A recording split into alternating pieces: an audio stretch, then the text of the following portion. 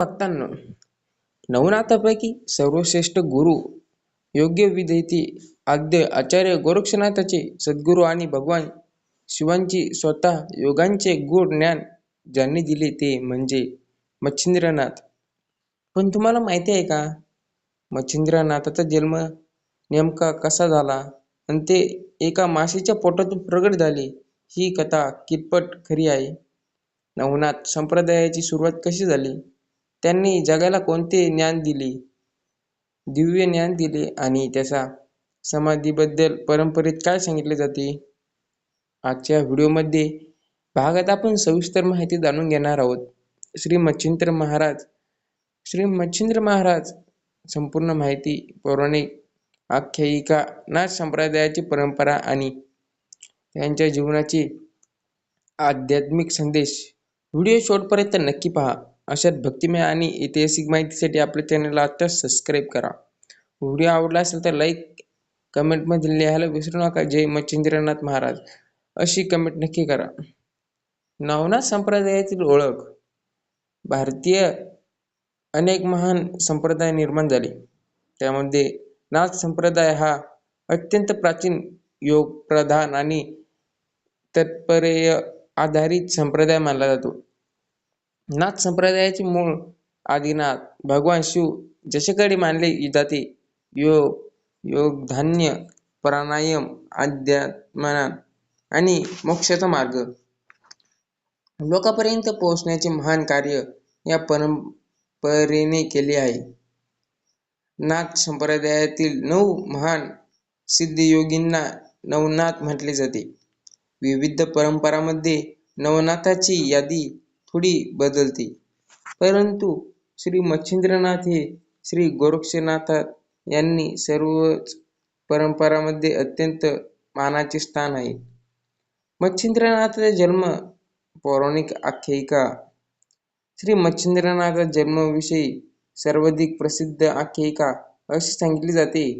एकदा भगवान शिव माता पार्वतीला एक निर्जल समुद्रकिनारी योग कुंडलिनी आणि अमरत्वाचे अत्यंत गुप्त ज्ञान सांगत होते.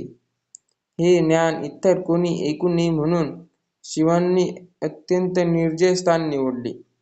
परंतु समुद्रात एक मोठी माशाच्या पोटात एक बालक जिवंत होता. त्या बालकाने भगवान शिवाचे संपूर्ण योगज्ञान ऐकले. ज्ञान ऐकल्यानंतर त्या बालकावर शिवकृपा झाली. काही काळानंतर तो मासा किनाऱ्यावर आला आणि त्याला उदरातून ते दिव्य बालक बाहेर आले. माशाच्या उदरातून प्रकट झालेल्या त्यांना मच्छिंद्रनाथ किंवा मच्छिंद्रनाथ असे नाव पडले. या कथेचा आध्यात्मिक अर्थ. अनेक अभ्यासक या कथेला प्रतिकात्मक मानतात. मासा म्हणजे अज्ञानाचा अर्थांगसागर. त्याच्या पोटातील बालक म्हणजे जीवात्मा. भगवान शिवाचे ज्ञान म्हणजे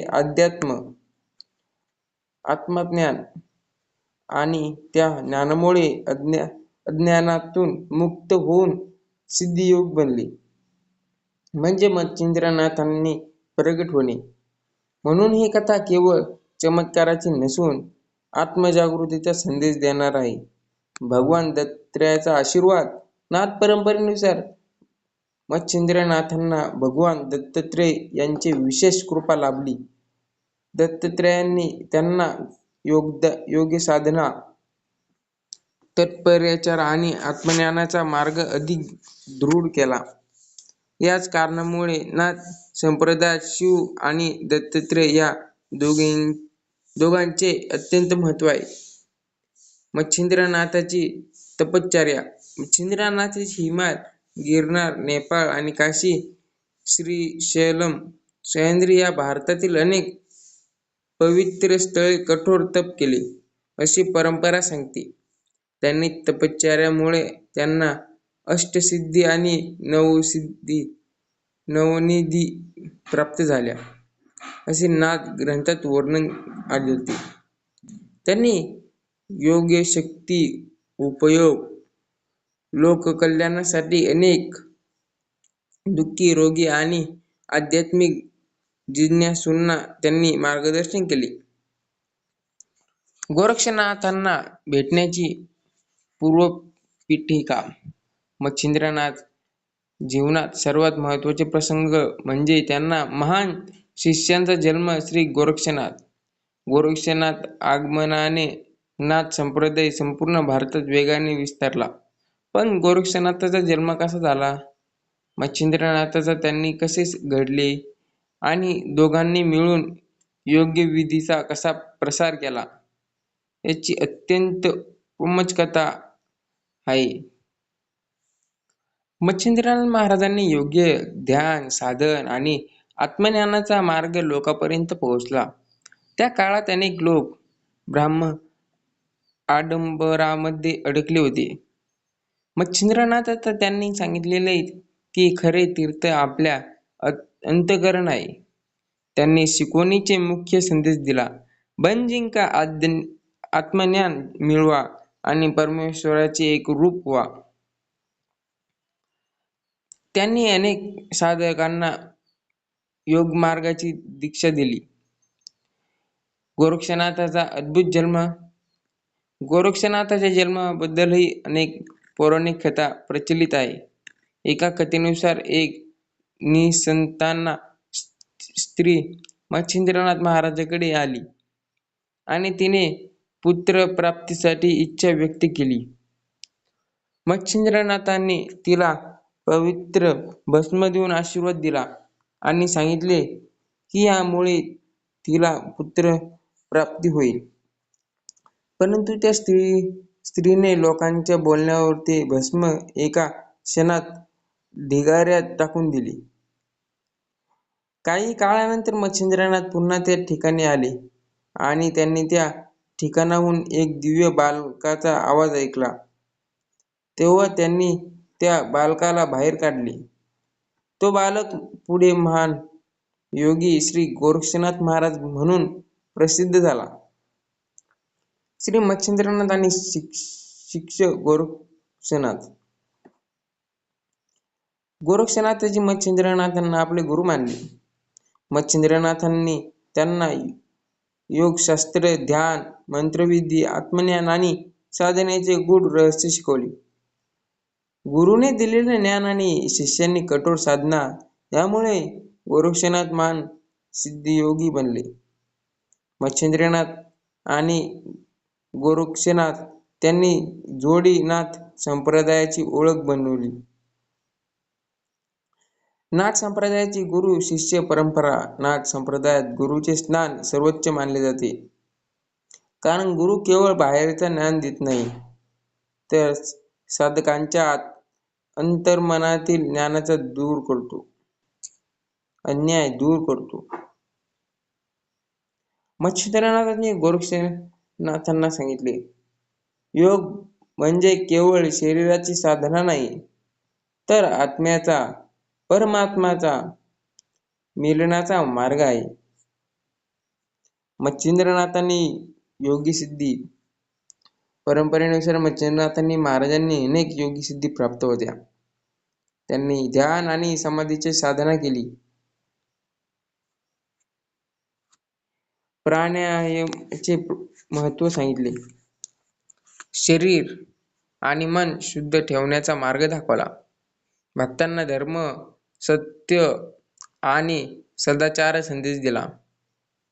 त्यांनी शिकवणीत अहंकार, त्याग आणि ईश्वर भक्तीचा विशेष महत्त्व आहे.